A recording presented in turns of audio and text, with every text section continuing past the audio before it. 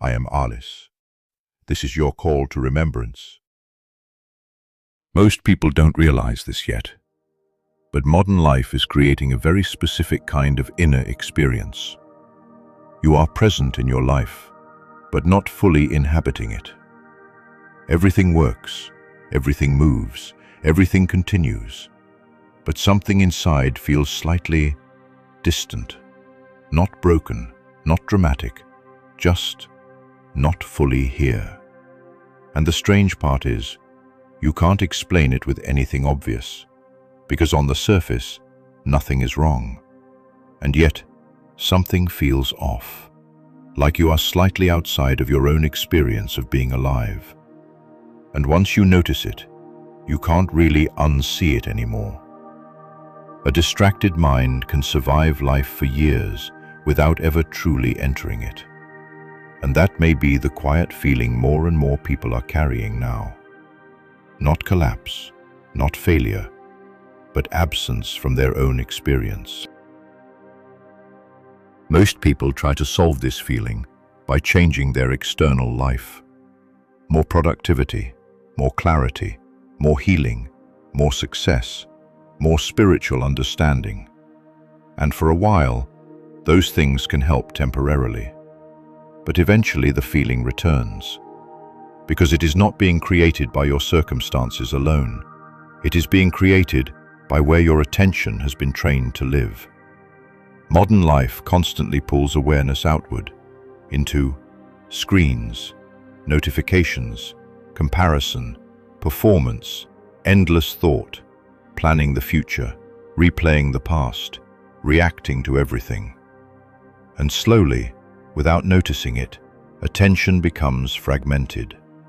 Part of you is always somewhere else, thinking ahead, processing, anticipating, checking, reacting. Even moments of rest are often filled with stimulation. Silence becomes uncomfortable. Stillness feels unfamiliar. Many people now reach for their phone within seconds of being alone with themselves.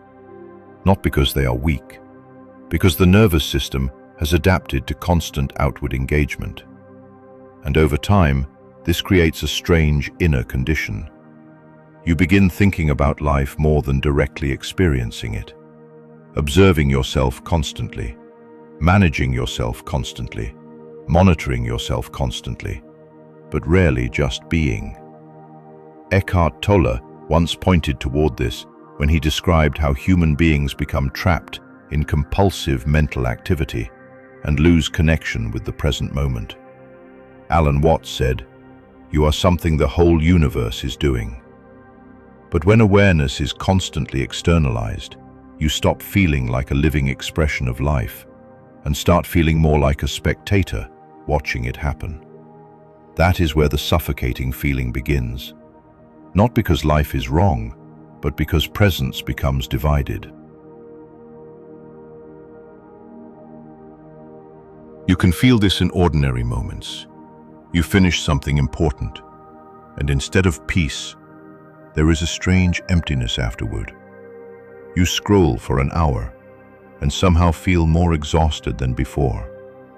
You sit in a quiet room, and immediately feel the urge to check something, anything, just to avoid stillness.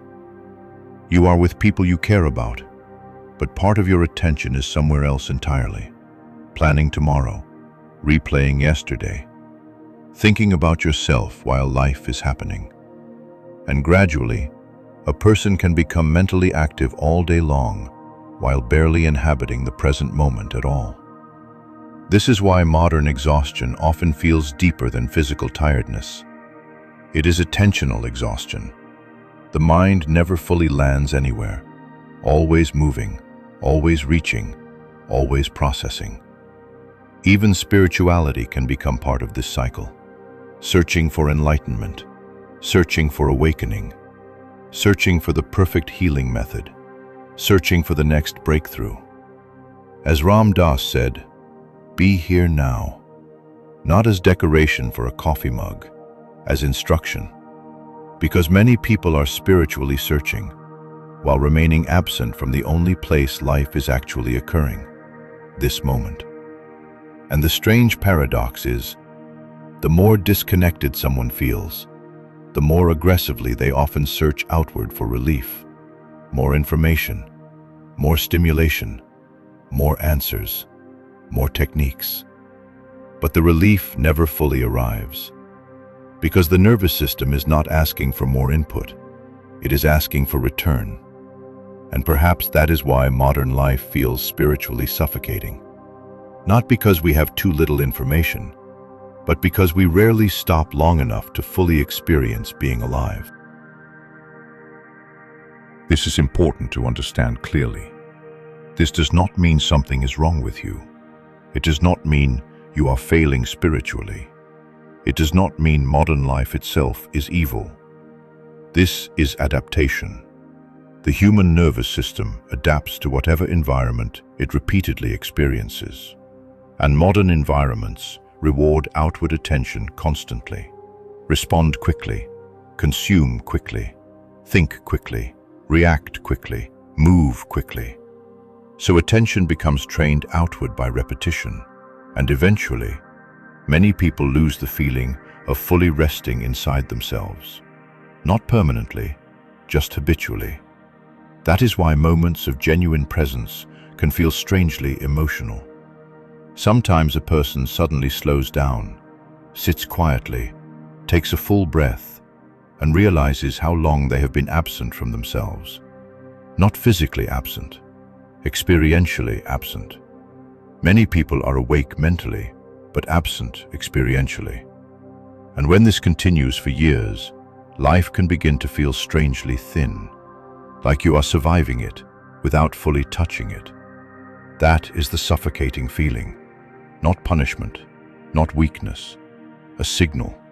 Something inside quietly saying, come back. Not somewhere else, here. So now, don't try to solve anything. Just pause for a moment. Let your attention stop reaching outward, not forcefully. Just gently soften inward. Notice something simple. Your body is already here. Breathing is already happening. You do not need to create this moment. It is already present. Notice the feeling of your hands resting. Notice the movement of breath in your chest. Notice the weight of your body where you are sitting. And for a few seconds, stop trying to become someone. Stop trying to improve something. Stop trying to arrive somewhere else. Just be here. Now quietly ask yourself, where is my attention right now? Inside or outside? Don't answer intellectually, just notice. And if your attention feels scattered, gently bring it back, not with force, with kindness. Back to breath, back to sensation, back to presence. And stay there for a few moments. You may notice something subtle begin to happen. The pressure softens slightly. The chest loosens. The nervous system settles. Not because your life suddenly changed, but because attention returned home for a moment. This is why presence matters, not as spiritual performance, as reconnection, because the system is not demanding perfection from you. It is simply asking you to stop abandoning yourself internally all day long. Even small moments of return matter. One conscious breath matters. One fully inhabited moment matters. One moment of genuine presence can interrupt hours of unconscious momentum. And over time, those moments begin changing the quality of your experience of life itself. So maybe the feeling is not proof that something is broken in you. Maybe it is proof that some part of you still recognizes the distance. And maybe the fact that you can feel this at all means you have not fallen asleep completely. Because many people normalize disconnection for so long, they stop noticing it entirely. But something inside you still notices, still remembers, still wants to return, not away from life, into it, more fully, more honestly, more presently. And when attention begins returning inward again, life changes in a subtle but important way. You stop feeling like a spectator of your own existence. You begin inhabiting moments again, breathing them, feeling them, participating in them. And slowly, the suffocating feeling loosens, not because the world disappeared, but because you came back into it fully. And perhaps that is the real invitation hidden beneath all of this. Not escape, not transcendence, not becoming someone new, but returning gently to the life that has been waiting for your presence all along. The path continues here.